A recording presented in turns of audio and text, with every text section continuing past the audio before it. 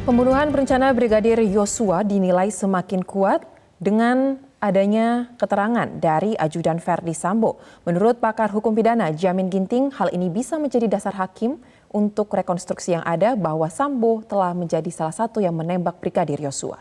Dan selain itu, konsistensi Verdi Sambo yang mengatakan adanya pelecehan seksual menyiratkan Verdi memiliki bukti terkait hal ini, namun tudingan pelecehan seksual dibantah oleh pengacara keluarga Yosua dan adik dari Yosua. Berikut kami hadirkan cuplikan dari program kontroversi.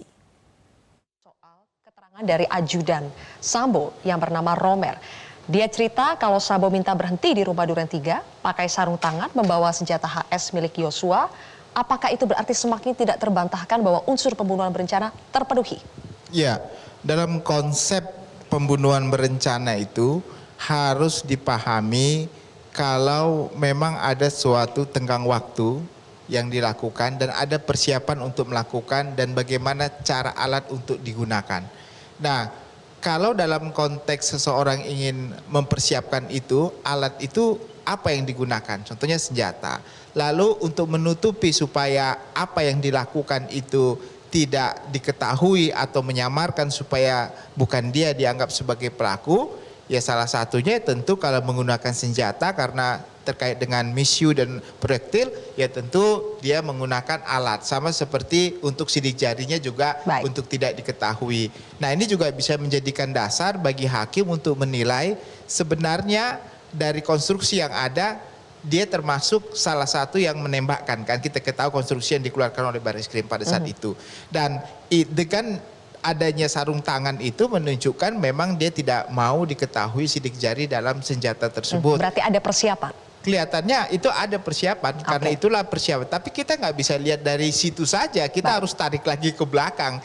Seperti tadi ada rencana di Saguling, terus ada Ibu FS telepon ke dia, terkait dengan motif tadi yang saya katakan adanya unsur, itu kan rangkaian kegiatan, suatu kegiatan yang disebut sebagai suatu persiapan. Bang Jamin terakhir, tapi dari Sambo itu selalu ada alibi emosional, saya marah, saya emosional. Apakah alibi emosional itu bisa menghindarkan Sambo dari pasal pembunuhan berencana? Ini yang menarik Mbak Siska.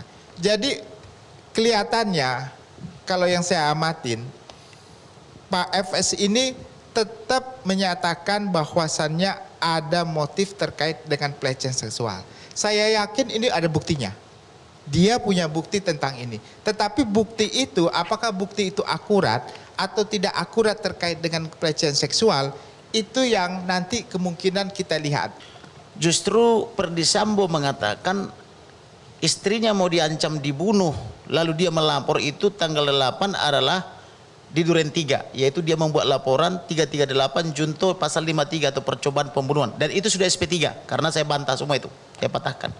Kemudian tanggal 9 istrinya melaporkan dia dilecehkan di Duren 3, katanya diraba-raba, kemudian diancam ditodong senjata, itu pun sudah SP3 karena saya patahkan semua itu. Artinya tidak ada konsistensi soal yang tadi yang bilang konsistensi.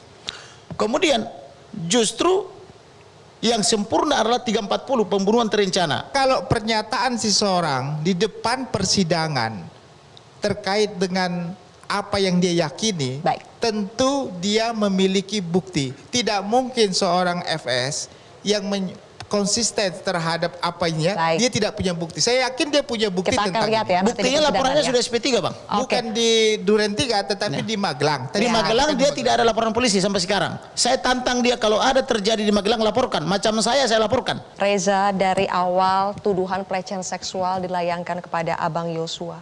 Apa tanggapan Reza? Kalau untuk tanggapan aku sendiri sebagai adiknya yang mengenal dia dari awal saya lahir Kak ya. Mungkin itu nggak benar menurut saya sebagai adiknya, karena saya mengenal begitu dekat dengan almarhum Bang Yos. Orangnya kalem, baik, dan bisa ngontrol emosi gitu. Apalagi masalah kayak pelecehan. Dan sepengetahuan saya pun dia bergaul dengan perempuan waktu zaman sekolah, itu hanya bisa dihitung jari lah gitu Kak. Bukan seperti kayak cowok-cowok yang lain gitu kan, banyak mantan-mantannya. Dan bahkan dulu sempat kejadian lucu juga, dia cuman kayak pacaran sama seorang perempuan, karena perempuan itu pintar jadi kayak untuk saling tukar pikiran gitu aja. normal-normal terus, gak pernah sih mereka yang kayak malam minggu keluar, gak pernah. Paling ketemunya pun itu kalau nggak di rumah si cewek, di rumah kami. Baik. Itu pun ngerjain tugas gitu aja. Oke, jadi keyakinan Reza tidak